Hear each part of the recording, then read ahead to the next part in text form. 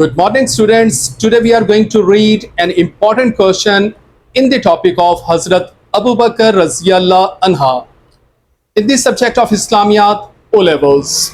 And the question is, write a note on the false prophets.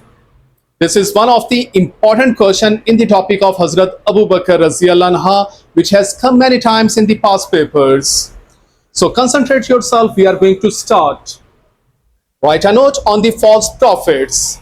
The first false prophet was Musalma the liar. He belonged to the powerful tribe of Banu Hanifa. This tribe dwelt in and around Central Arabia. Visited Muhammad, peace be upon him, when he came with a tribal deputation. When he returned home, he claimed to be a prophet.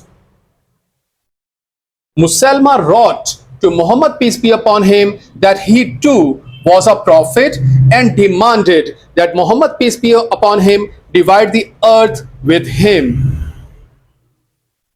Muhammad, peace be upon him, called Musalma the liar, and told him that it is Allah who has ownership of the earth, and it is He who gives to the creatures of His choice.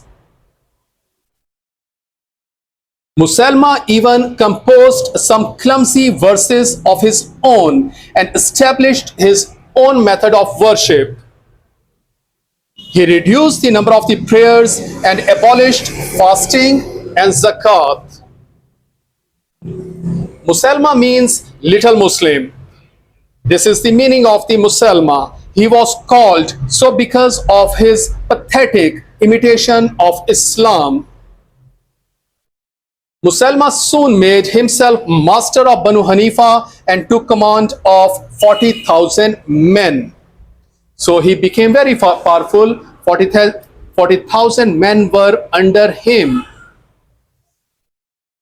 The next false prophet which we are going to read is Aswad Ansi.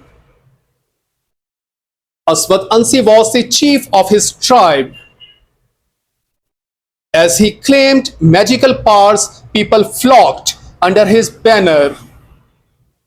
He captured Najran and Sana. These are the names of the places. These were some major cities at that time in Arabia. He was assassinated by a party of Muslims one day before the Prophet, peace be upon him's demise. The next false prophet which we are going to read is Tulleha. He was the chief of Banu Asad. Banu Asad dwelt in the Najd. He was a wealthy man and a great warrior. Once, while lost in the desert with his tribe, he divined a water spring. He thought this sufficient to claim prophethood. He was extremely dangerous to Medina because of his proximity to the city, because he knew the people and the whereabouts of the cities. So that's why he was the most dangerous person to the Islam. The next false prophet which we are going to read is Sajja. She was a Christian woman. She belonged to Banu Taghlib, which was a branch of Banu Tamim. As her tribe was a subject of the Persian Empire, her appearance might have been due to Persian instigation. So this was the question, students. A note on the false prophets. Very, very important question.